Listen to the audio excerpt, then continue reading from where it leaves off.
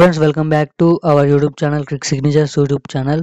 So Telangana రాష్ట్ర వ్యాప్తంగా మనకైతే ఆసరా మరియు చేతి పింఛన్లు ఎవరైతే తీసుకోబోతున్నారో వీరికి ఒక గుడ్ న్యూస్ అయితే రావడం అయితే జరిగింది. అదేంటంటే కీలక అప్డేట్ అనేది తెలంగాణ రాష్ట్ర ప్రభుత్వం సీఎం రేవంత్ రెడ్డి చెప్పడం అయితే జరిగింది. ఆసరా మరియు చేతి పింఛన్లు ఎవరైతే తీసుకోబోతున్నారో సో వారికి ఒక కార్డు ఉంటేనే వారికైతే పింఛన్ డబ్బులు అనేది వారి అకౌంట్లోకి అయితే ట్రాన్స్ఫర్ చేయడం అయితే జరుగుతుంది. మరియు దగ్గరున్న పోస్ట్ ఆఫీసుల ద్వారా డబ్బులు అనేవి తీసుకోవాలంటే డబ్బులు తీసుకోవాలంటే ఏం చూపించి తీసుకోవాలో మనకైతే కొత్త కీలక అప్డేట్ అనేది అది ఉంటేనే డబ్బులు అనేవి జమ చేస్తామని అయితే చెప్పడం అయితే జరిగింది. సో అది ఏం కార్డో మనమైతే వీడియోలోకి వెళ్ళి పూర్తి వివరాలు అయితే తెలుసుకుందాము. ఆసరా పింఛన్ కింద 4,000 మరియు 2,000 రూపాయలు 6,000 డబ్బులు అవి ఎలా తీసుకోవాలో మనమైతే వీడియోలోకి వెళ్ళి అయితే తెలుసుకుందాం. వీడియోని అయితే చివరి దాకా చూడండి. మన ఛానల్ ఎవరైనా మొదటిసారిగా చూసిన వారు ఉంటే ఖచ్చితంగా ఛానల్ అయితే సబ్స్క్రైబ్ చేసుకొని పక్కనున్న బెల్ ఐకాన్ ఆన్లో పెట్టుకోండి. సో వీడియోని అయితే ఖచ్చితంగా లైక్ అయితే చేయండి.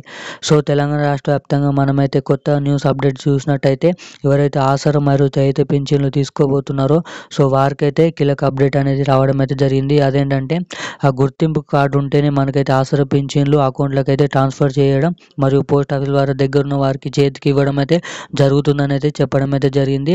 సో కీలక అప్డేట్ దీనిపైన సీరియస్గా అయితే తెలంగాణ రాష్ట్ర వ్యాప్తం అయితే డబ్బుల విషయంలో ఈ ఆసరా మరియు చేతి పింఛన్ల విషయంలో ఆ కార్డు గుర్తింపు కార్డు ఏదైతే వారైతే ఇస్తున్నారో వారైతే ఆ ఇచ్చిన కార్డు చూపిస్తేనే వారైతే డబ్బులను అనేవి ఇవ్వడం అయితే జరుగుతుందని చెప్పడం అయితే జరిగింది.